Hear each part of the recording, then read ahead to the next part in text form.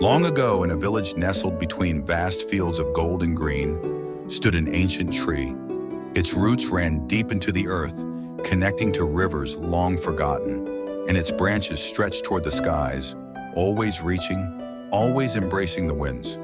The villagers once revered this tree, for it had been a silent witness to their history, a protector through times of hardship, and a source of wisdom for those who sought its shade. But time has a way of dulling memories, of turning reverence into routine. Over the years, the villagers forgot the significance of the great tree.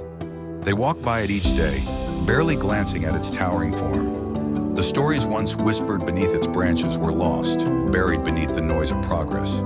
It became just another object in their lives, its importance fading like a distant dream. Yet not everyone had forgotten. There was a boy named Aryan, curious and full of wonder. He had heard the stories, fragments of old tales passed down by his grandfather. His grandfather had told him that the tree was no ordinary tree. "It has lived through storms and droughts," he would say, his voice cracked with age. "It stood when the village crumbled, and it has sheltered us when the sky turned dark. Remember, Aryan, the tree has seen more than any of us ever will."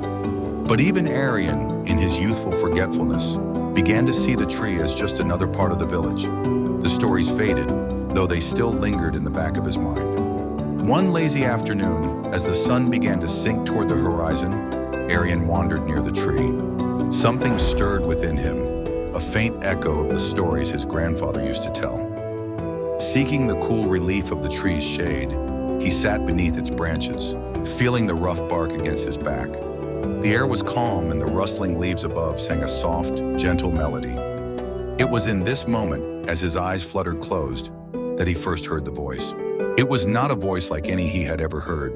It was old, older than any voice should be, and it seemed to come from everywhere and nowhere at once. "You have come back," the voice whispered, as if it were a breeze carried through the leaves.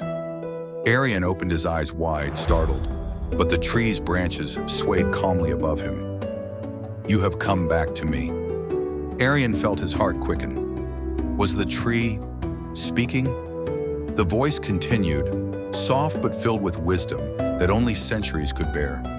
"I have watched over your people, young one. I have sheltered them from the storms, from the scorching heat, from the unknown dangers that lurk in the night. But now, they pass me by without a second glance. They no longer remember the bond we once shared." Aryan's mind raced. How could this be?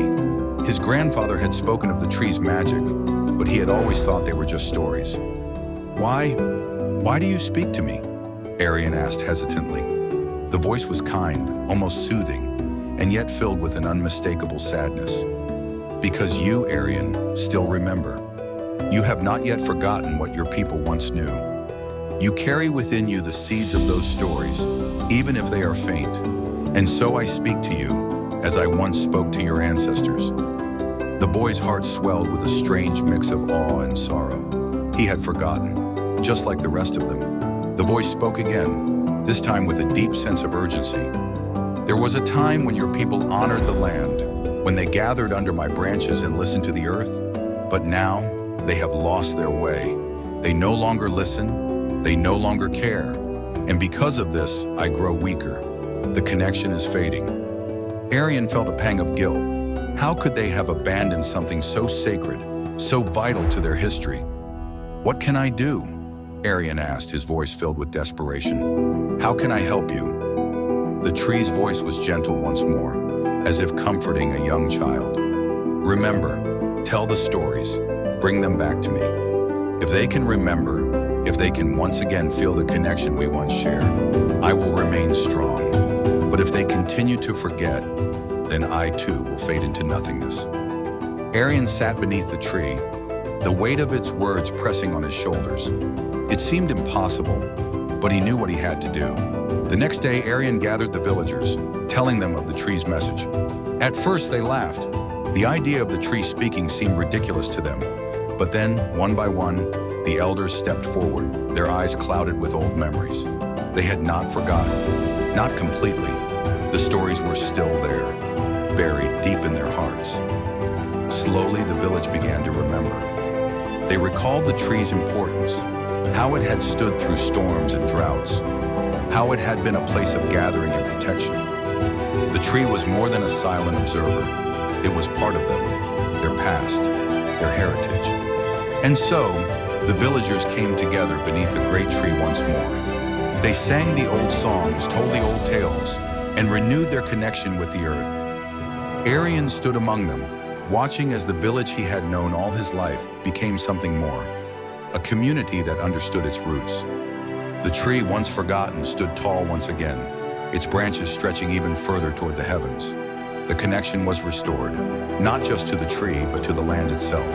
And Aryan knew, deep in his heart, that the stories would live on, just as the tree would, for generations to come. Hope you like the story.